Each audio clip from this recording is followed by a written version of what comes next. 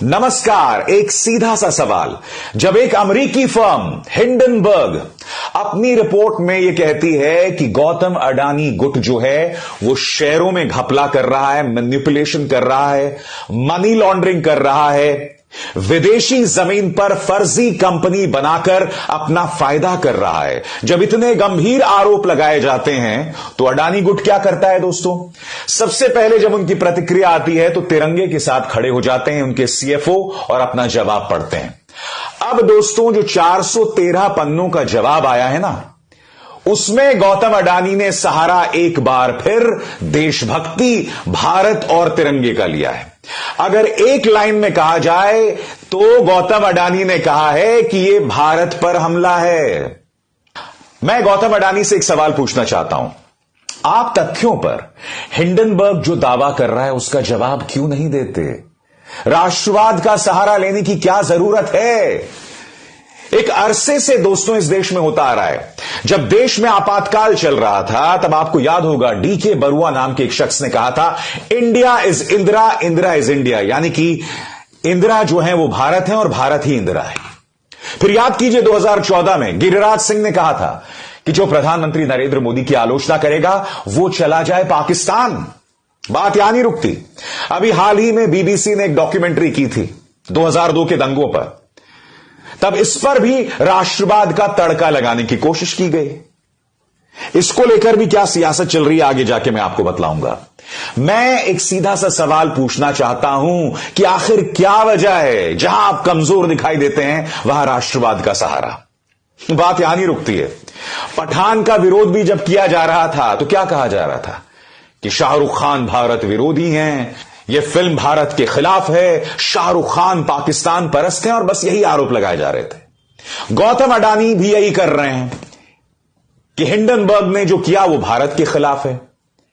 दोस्तों मैं आपको याद दिलाना चाहूंगा, आज से करीब 9 साल पहले जब कांग्रेस सत्ता में हुआ करती थी, उस वक्त राहुल गांधी ने हमला बोला था गौतम अडानी और मुख्यमंत्री नरेंद्र मोदी पर। जी हां, उस वक्त वो मुख्यमंत्री थे। 9 साल पहले राहुल गांधी ने चेतावनी दी थी कि किस तरह से गौतम अडानी को फायदा पहुंचा रहे हैं मुख्यमंत्री नरेंद्र मोदी। 9 साल पहले वाली उस चेतावनी को देखिए। 9 साल पहले कहा था उन्होंने, सुनिए। 45,000 एकड़ जमीन अडानी जी को नरेंद्र मोदी जी ने दी, 1 रुपए प्रति मीटर रेट पे। 26,000 करोड़ रुपए अडानी जी को बिजली में दे दिए।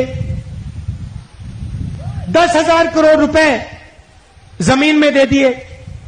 अडानी जी की कंपनी हुआ करती थी 3,000 करोड़ की, आज उनकी कंपनी 40,000 करोड़ रुपए की है।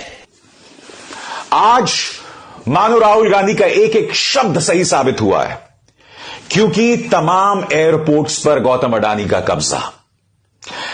एक बहुत बड़े पोर्ट यानी मुंद्रा पोर्ट, मुंद्रा बंदरगाह पर गौतम अडानी का कब्जा।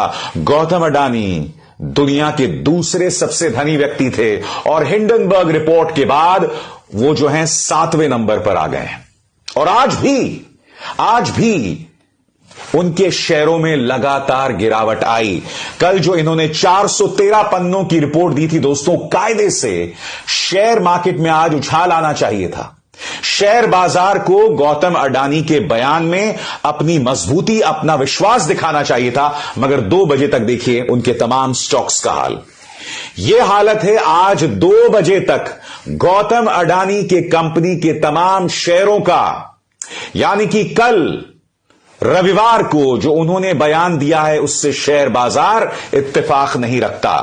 अब उन्होंने क्या कहा है और हिंडनबर्ग ने इसका क्या करारा जवाब दिया है, मैं आपको बतलाना चाहता हूं दोस्तों। सबसे पहले मैं आपको बताता हूं कि गौतम अडानी ग्रुप ने क्या कहा है हिंडनबर्ग रिपोर्ट पर। 413 पन्नों की रिपोर्ट है आपके सामने। उनका यह कहना है, मुनाफा कमाने के लिए भारत पर सुनियोजित हमला। अडानी ग्रुप ने 413 पेज में दिया हिंडनबर्ग के आरोपों का जवाब। आगे वो क्या कहते हैं पढ़ के सुनाना चाहता हूं। अमेरिकी फर्म को फायदा पहुंचाना था रिपोर्ट का मकसद। 413 पेज के जवाब में अडानी ग्रुप ने कहा कि हिंडनबर्ग की रिपोर्ट एक गुप्त नियत से प्रेरित थी। इसका मकसद एक झूठा बाजार तैयार करना था जिससे अमेरिकी फर्म को फायदा हो। जवाब में कहा गया है कि यह केवल किसी खास कंपनी पर अनुचित हमला नहीं, बल्कि यह भारतीय संस्थानों की